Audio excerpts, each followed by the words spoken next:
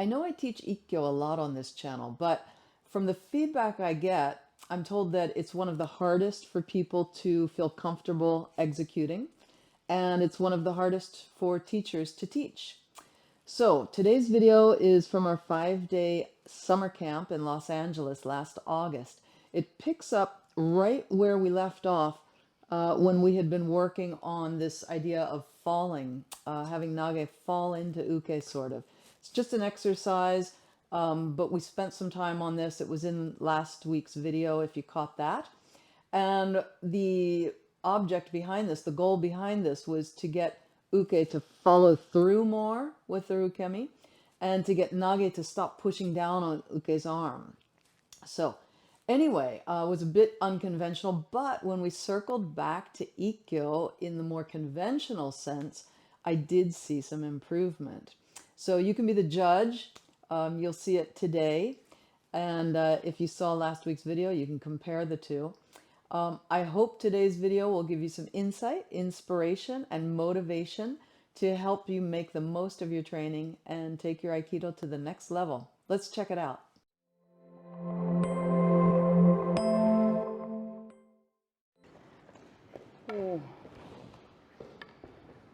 Factors: where I'm standing, my own alignment. Those are the things that impact whether his sword starts to fall or not. Chasing him into his center. Don't train with people's arms. Train with people.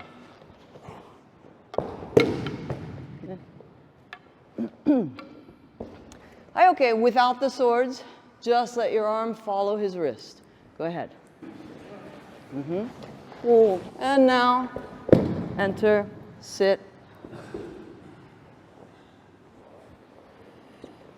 Ooh. Don't push down. Let your wrist ride his wrist or forearm. Same for ura. We haven't really done too much about ura, but it's the same.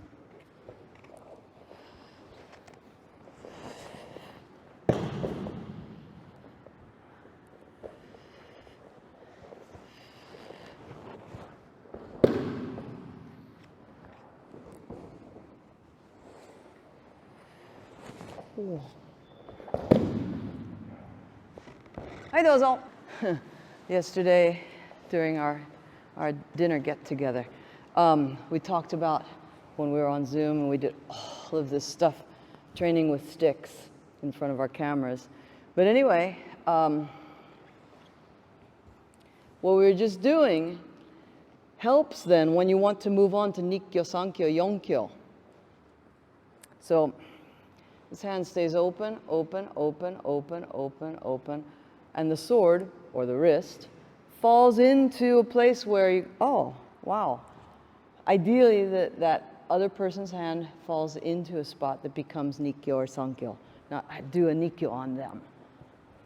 So, but it's harder to find that moment if you're throwing people. Hey, we'll get back to the video in just a moment, but I just wanted to give you a gift for joining me today. I want to give you a free resource, my body alignment checklist called The 3 Lines of Equilibrium in Budo. It's a simple PDF guide. The checklist will help you begin to identify and eliminate any ineffective or harmful patterns of movement so that you can preserve your body and improve your technique and continue training for years to come. You can download it at lia-suzuki.com/body alignment checklist with hyphens, or just click on the link in the description below. I hope you enjoy the gift, and I hope you take action on it. Now let's get back to the video. Chris-san? So if I'm like that, then, I got to rearrange this hand if I want to do Nikkyo, right? But if I just let that wave hit the cliff, let it fall, still don't have an agenda, and oh my goodness, look at that Nikkyo. It came about so naturally, so easily.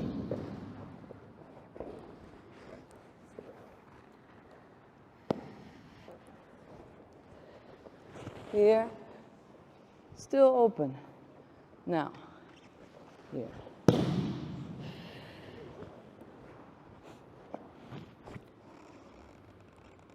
Hey, go ahead. Same beginning. Oh, this time, look, I was just inspired to do Sankyo. Okay? Those opportunities don't present themselves if you get locked in to doing things to him.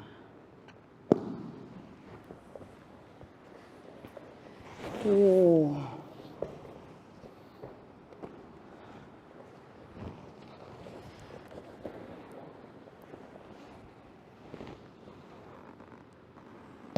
Hi, Dozo. There's a nerve or a pressure point, but it's a little bit different place in everybody. So you can stand here all day long sometimes with somebody, and it's different levels of sensitivity.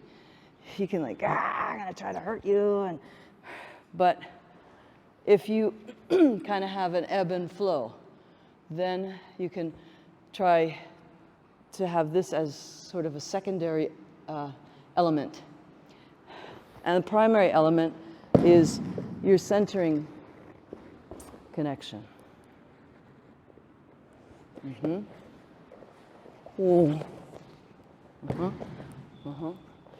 So he's an attacker, so when I release, he's going to get back up. This is not comfortable for him to stay this way, right? He gets back up, and then I send it back out with the hips. I give it a try. In conclusion, I hope you found that helpful and interesting. Thanks so much for watching. Let me know in the comments section if you or your students struggle with Ikkyo, and if so, what strategies seem to help. Let me know also what seminars you plan on attending this year. You can check out my seminar schedule at lia-suzuki.com/seminars. Again, I want to give you a gift, my checklist called The 3 Lines of Equilibrium. It's from my paid online course called Proper Body Alignment in Movement, but it's free for you today as a thank you for watching my video. The checklist will help you identify and eliminate ineffective and harmful patterns of movement so that you can preserve your body, improve your technique, and continue training for years to come. Just click on the link below or type into your browser lia-suzuki.com/body alignment checklist with hyphens in between. Again, lia-suzuki.com/body-alignment-checklist. Again, thanks so much for tuning in, and I'll see you again next time. Bye-bye.